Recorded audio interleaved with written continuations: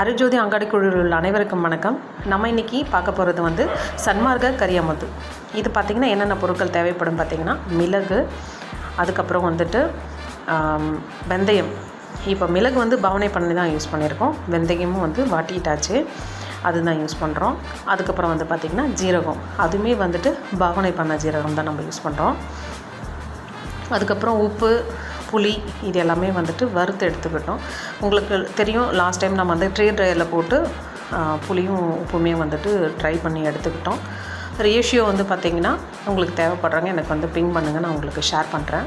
அதுக்கப்புறம் காஞ்ச மிளகாய் வந்துட்டு ஒரு 6 கிராம்ஸ். இப்போ வந்து நான் வந்து 200 கிராம்ஸ் மிளகுக்கு அதுக்கு தேவையான ரேஷியோஸில் இருக்க மளிகை ஜாமான் தான் எடுத்திருக்கேன்.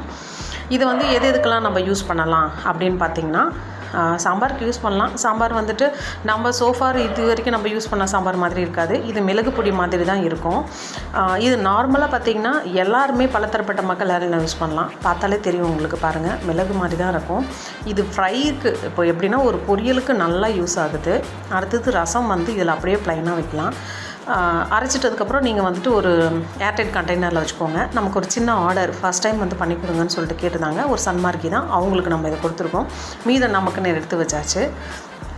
அதுக்கப்புறம் பார்த்திங்கன்னா நம்ம வீட்டிலே வந்துட்டு ஃபர்ஸ்ட் ட்ரையல் பண்ணலாம் அப்படின்னு சொல்லிவிட்டு அதிலே வந்துட்டு அன்றைக்கே வந்துட்டு ஒரு பிசிபலாபாத் சொல்லுவாங்க இல்லையா, பெங்களூர் ஸ்பெஷல், சிம்பிளாக வந்துட்டு அதை யூஸ் பண்ணி மஞ்சள் ஆஸ் யூஷுவல், மஞ்சள் தனியா பொடி நம்ம போட்டு இதுவும் கூட வச்சாச்சு. இந்த பொடியும் போட்டு நம்ம குக்கரில் வச்சு ஒரு சிம்பிளாக ஒரு சாம்பார் ரைஸ் பண்ணிட்டோம்.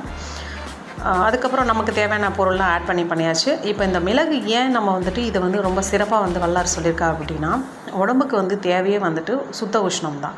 அப்போ நம்ம அந்த மிளகு வந்து இதில் அதிகமாகவே இருக்கிறதுனால நார்மலாகவே நமக்கு இருக்க உபாதை எல்லாமே கிளியர் ஆகும். யூஸ் பண்ணி பாருங்கள். ரேஷியோஸ் என்னென்ன வேணுன்றதை என்கிட்ட கேளுங்க, நான் உங்களுக்கு ஷேர் பண்ணுறேன். ஓகே.